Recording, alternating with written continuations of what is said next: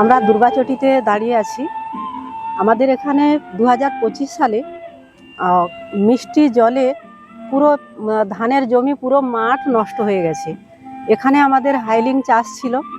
Hailing ধানগুলো উচ্চ ফলনশীল ধানের চাষ করেছিল কৃষক। তো বর্ষার জলেই এইগুলো সব পচে গলে নষ্ট হয়ে গেছে। এরকম বহু মাঠ আছে যা আমাদের ধানগুলো খেতে সব নষ্ট হয়ে গেছে, টাক পড়ে যাওয়ার মতো আছে, পুরো টাক পড়ে যাওয়ার মতোই হয়ে গেছে, পুরোটাই টাক পড়ে গেছে। এরকম বহু মাঠ আছে এরকম। তো আমাদের যে দেশি ভ্যারাইটিগুলো আমাদের কাছে আছে, দেশি ভ্যারাইটিগুলো কিন্তু একটাও কিছুই হয়নি। সেগুলো আরও ফলন ভালো হয়েছে। সেগুলো অনেকটা জল সহ্য করতে পারে, অনেকটা নোনা সহ্য করতে পারে, অনেকটা খরা সহ্য করতে পারে। তারপরেও কিন্তু তারা অনায়াসে ফলন দিয়ে যাচ্ছে।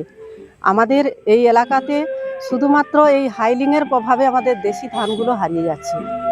কৃষকের সমৃদ্ধি ফেরার আশাটা আমরা করছি। আমরা যথাসাধ্য চেষ্টা করছি দেশি ধানের প্রচার করার জন্য, কিন্তু কৃষক মার খেয়ে যাচ্ছে বীজের দোকানে গিয়ে। কৃষক যখনই বীজের দোকানে গিয়ে বলছে যে আমাদের নোনাতে নষ্ট হয়ে যাচ্ছে বা আমাদের অতি বৃষ্টিতে নষ্ট হয়ে যাচ্ছে, তখন তাদেরকে দিনের পর দিন আলাদা আলাদা ভ্যারাইটির ধানগুলো নিয়ে এসে তাদের হাতে তুলে দেওয়া হচ্ছে। যতদিন না এই বীজের ব্যবসা, উচ্চ ফলনশীল ধানের ব্যবসাগুলো যত সময় না পর্যন্ত বন্ধ হচ্ছে, তত সময় কিন্তু সমৃদ্ধি ফেরার আশা অনেকটাই কম মনে হচ্ছে। এখানে একটা টাক পড়া জমি দেখুন, আমার সামনেই জমি। তো এখানে মানুষ চাইলে পরিবর্তন নিয়ে আসতে পারে।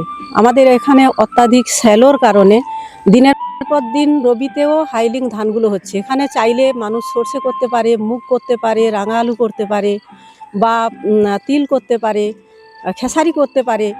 অনেক অনেক ফসল আছে যা মানুষ সেটাকে সহজে নিয়ে আসছে না। সেটা অনেক কম খরচেই হবে। যেমন একটা ধান চাষ করতে গেলে 1 বিঘাতে যা খরচ পড়বে, কিন্তু যদি মুগ চাষ করে সেখানে অনেকটাই কম খরচ হবে এবং তার থেকেও বেশি বেনিফিট পাবে।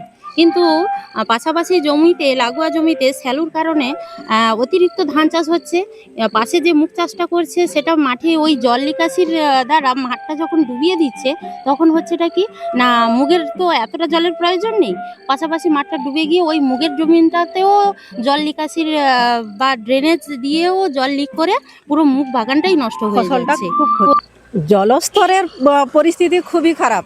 আমাদের মাটি এখন যন্ত্রের সাহায্যে মাটি কর্ষণের কারণে জলস্তর তো অনেকটাই খারাপ হয়ে গেছে। কারণ ধান কাটা, ধান মানে জমি কর্ষণ, হারভেস্ট মেশিনে সে ধানগুলো এমনভাবে হারভেস্ট করছে, ওখানে খড়টা তো নষ্ট হচ্ছে এবং ধানটাও খুব পরিমাণে নষ্ট হচ্ছে।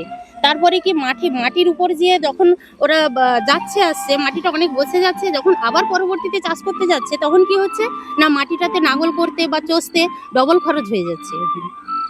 তারপরে আকাশের যে বর্ষাটা হচ্ছে সেটা জল জমে থাকছে, নিচে মাটিতে প্লট পড়ে যাওয়ার কারণে জলটা নিচে যেতে পারছে না, শ্বাসনালী বন্ধ হয়ে যাচ্ছে।